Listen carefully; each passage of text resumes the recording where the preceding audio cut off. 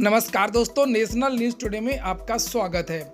इस वीडियो में भारत के सभी प्रमुख समाचार पत्रों की प्रमुख हेडलाइंस के बारे में चर्चा की गई है, तो वीडियो को जल्दी से लाइक कर दें। जिन छात्रों ने चैनल को अभी भी सब्सक्राइब ना किया हो, जल्दी से सब्सक्राइब कर लें ताकि आप लोगों को भी इसी तरह की महत्वपूर्ण सूचनाएं मिलती रहें। सबसे पहले हम लोग लेते हैं हिंदुस्तान समाचार पत्र को, जिसमें सबसे पहली जो सूचना है वो महिलाओं व बच्चों के लिए 2200 एम्बुलेंस रिजर्व कर दी गई है।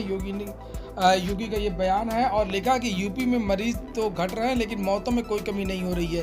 प्रदेश में 24 घंटे में नए मरीजों के मिलने के मामले में 20,000 से अधिक की कमी आई है, मगर इन 15 दिनों में 24 घंटों में कोरोना से मौतों का ग्राफ नीचे नहीं आया है। रोजाना 280 से लेकर के 300 के बीच में मौतें हो रही हैं। लेकिन कभी कभी यह आंकड़ा 300 के पार भी चला जाता है और बीते 24 घंटों में 10,682 नए मामले आए हैं और 311 की मौत हो गई। और आंकड़ों के हिसाब से बताया गया है कि किस तारीख को कितनी जांच हुई है, कितने नए मामले आए हैं, कितने व्यक्ति स्वस्थ हुए हैं और कितनी मौतें हुई हैं। तो यहाँ पर ये देखने को मिल रहा है कि जो नए मामले आ रहे हैं वो स्वस्थ होने के मामलों में कम है, यानी कि 12,000, 15,000, 17,000 नए मामले आ रहे हैं और जो स्वस्थ होकर के घर लौट रहे हैं उनके मामले 28,000, 26,000 और 19,425 है। लेकिन सबसे बड़ी बात यह है कि जो मौतें हो रही हैं वो लगातार एक स्थिर होकर के लगातार उतनी ही हो रही, उसमें कोई भी कमी नहीं आ रही है।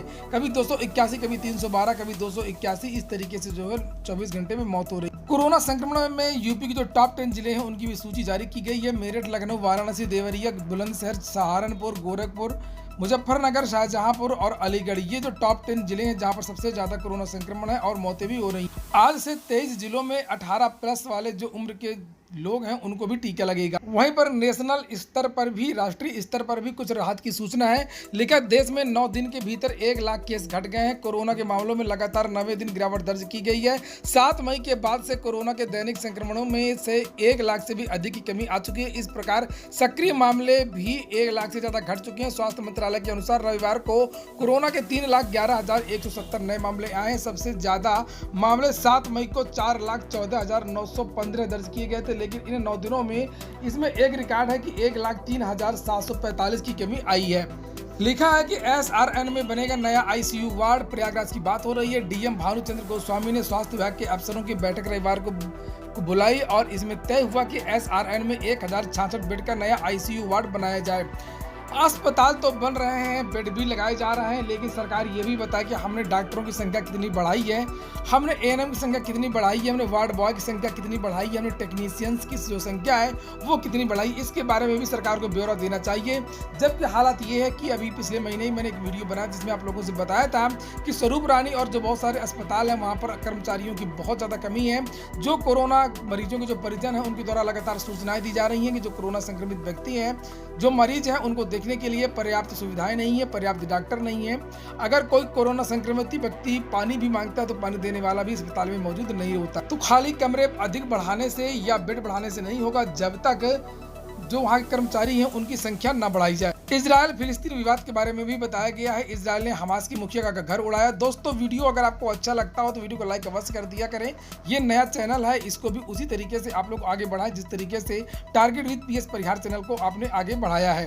यहाँ पर लिखा हुआ है कि इजरायली सेना ने रविवार को दक्षिणी शहर खान यूनुस में हमास के शीर्ष नेता याहिया सिनवार का आवास उड़ा दिया। सेना ने गाजा सिटी में भी 3 इमारतों को जमींदोज कर दिया है। इस हमले में कम से कम 26 लोग मारे गए। इजरायल और हमास के बीच एक हफ्ते से जारी संघर्ष में यह सबसे भीषण कार्रवाई है और जो इजरायल फिलिस्तीन यानी फिलिस्तीन का जो हमास संगठन है और इजरायली सेना उसके बीच में जो युद्ध हो रहा है उसमें बहुत सारे जो लोग हैं वो मारे गए हैं। केंद्र सरकार ने निर्देश दिया है कि गाँवों में भी कोविड के जो केंद्र है वो बनाए जाए। भारत में वैसे पहले 2 वैक्सीन थी, एक तो कोवैक्सीन थी, एक कोविशील्ड थी और तीसरी वैक्सीन जो आई है वो अभी नई स्पुतनिक है।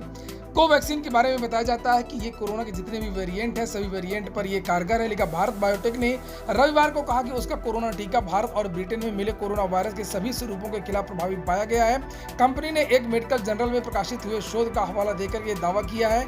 भारत बायोटेक ने यह कहा कि कोवैक्सीन टीकाकरण भारत और ब्रिटेन में क्रमशः सामने आए B.1.617 और B.117 समेत सभी कोरोना के स्वरूपों पर कारगर रहा है। कंपनी ने बताया है कि यह शोध राष्ट्रीय विषाणु विज्ञान संस्थान और ICMR के साथ में मिलकर किया गया। कुछ और भी कंपनियां आने वाली हैं और अगले 2-3 महीने में कोरोना की जो वैक्सीन की जो कमी है वो दूर हो जाएगी। लिखा 5 कंपनियां सितंबर से 7 करोड़ के टीके बनाएंगी। 3 सरकारी कंपनियां, 2 निजी कंपनियां जिनको तकनीकी जो हस्तांतरित की जाएगी। कुछ और भी खबरें हैं, जैसे प्रयागराज में जितने भी छात्र हैं सभी छात्र घर चले गए हैं। लिखा है 95% जो छात्र हैं वो अपने अपने घर वापस चले गए हैं।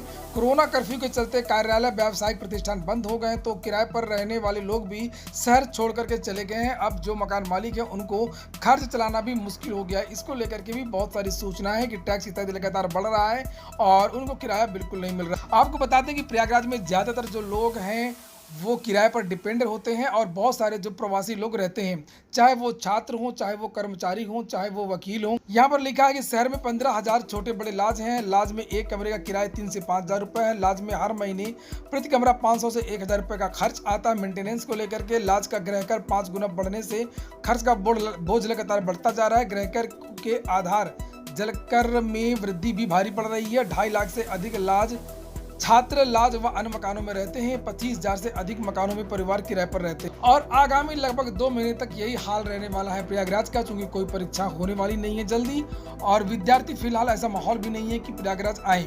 नैनी ऑक्सीजन के बारे में भी सूचना लिखी हुई है कि जिसको भी ऑक्सीजन चाहिए अब वो जाकर के नैनी का जो ऑक्सीजन प्लांट है, पारेर हाट ऑक्सीजन प्लांट, वहाँ पर जाकर के ऑक्सीजन ले सकते हैं, ऑक्सीजन मिल जाएगी।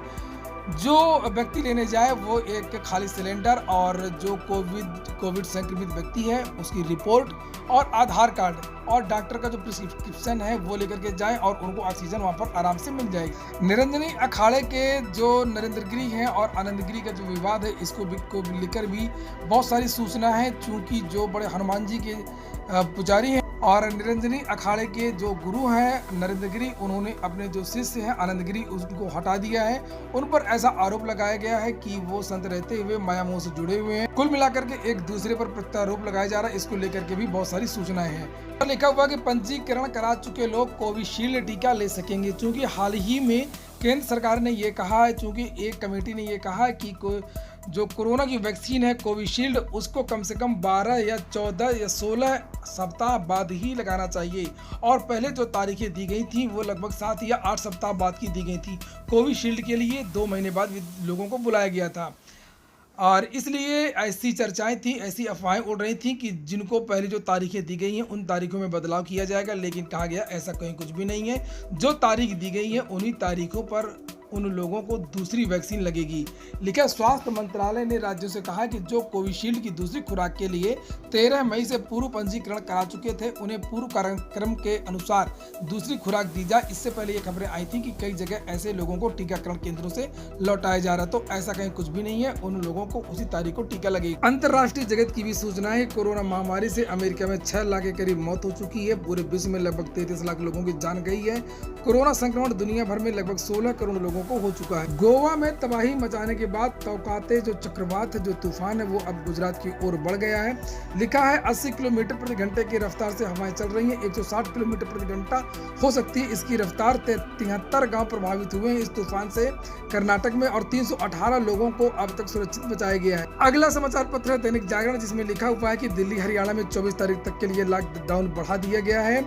महामारी के खिलाफ जंग में आज से मिल जाएगी 2DG की स्वदेशी डोज। भारत की यह पहली दवा है कोरोना के लिए जो बनाई गई है DRDO के द्वारा और यह दवा आज से उपलब्ध हो जाएगी। अगली सूचना जो है वो इटालियन ओलंपिक को लेकर के भी है। यहाँ पर लिखा हुआ है प्लिस्कोवा को हरा स्वियातेक बनी चैंपियन।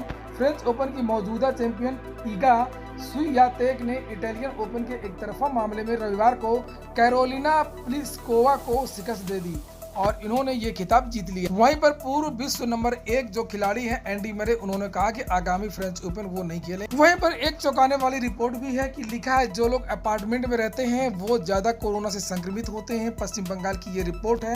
लिखा है कोरोना की दूसरी लहर के दौरान अपार्टमेंट में रहने वाले लोग सबसे ज्यादा संक्रमित हो रहे हैं। जी हाँ, कोलकाता नगर निगम के सर्वेक्षण में इसका पता चला है। स्वास्थ्य विशेषज्ञों का कहना है कि अपार्टमेंट में रहने वाले लोगों में जागरूकता की भारी कमी है और इसी कारण संक्रमण तेजी से फैल रहा है। वहीं इसके ठीक विपरीत झुग्गी वासियों में बीमारी के प्रति ज्यादा सतर्कता देखी गई है। पिछले 7 दिनों में कोलकाता में पाए गए कुल कोरोना संक्रमितों में 65% अपार्टमेंट में रहने वाले लोग हैं, जबकि 30% मकानों में रहने वाले लोग हैं और केवल 5% जो लोग हैं वो झुग्गी वासी हैं। यहाँ पर लिखा है लिफ्ट भी है एक बड़ी वजह। जन स्वास्थ्य विशेषज्ञ अरुणा मजुमदार कहते हैं कि मैंने कोलकाता में अलग अलग जगहों का दौरा किया है और देखा है कि झुग्गी झोपड़ी में रहने वाले लोगों में काफी जागरूकता है कोरोना को लेकर की। अगला समाचार है जनसत्ता, जिसमें लिखा हुआ रविवार को कोरोना संक्रमण के नए मामले 3 लाख से कम। हरियाणा व दिल्ली में 24 तक लगा दी गई है पूर्णबंदी। और नीचे लिखा है कि किसानों पर पुलिस ने चलाई लाठियां, कई हो गए घायल। बात हो रही है हरियाणा की और दिल्ली की। प्रधानमंत्री के खिलाफ जो पोस्टर लगाए गए थे, बहुत सारी FIR हुई थी। पुलिस ने जांच किया है और पता लगाया कि जो पोस्टर लगवाया गया है वो आप नेताओं ने लगवाया है। अगला समाचार पत्र है द हिंदू और ये देखिए, इसमें सबसे पहली जो सूचना है 5 किल्ड एज गेल फोर्स विंड। जो कर्नाटक में जो तूफान आया उसमें 5 लोग मरे हैं और अब ये जो तूफान है वो आगे की ओर बढ़ चल रहा है, उसके बारे में सूचनाएं हैं। लिखा है कि लॉकडाउन एक्सटेंडेड टिल मई 24, यानी कि दिल्ली में 24 तारीख तक जो है वो लॉकडाउन को बढ़ा दिया गया है। WHO के जो वैज्ञानिक हैं उन्होंने कहा है कि कोविड-19 जो है उससे अगले 6 से लेकर 18 महीने क्रिटिकल हो सकते हैं। इजरायल और हमास की जो बीच में लड़ाई चल रही है उसको लेकर के भी सूचनाएं हैं कि 42 लोग मारे गए हैं। कल एक बहुत बड़ा हमला हुआ था, हमास के जो नेता है उनके घर पर यह हमला किया गया था। लिखा है Israel bombed the home of Hamas chief Yahya al Sinwar.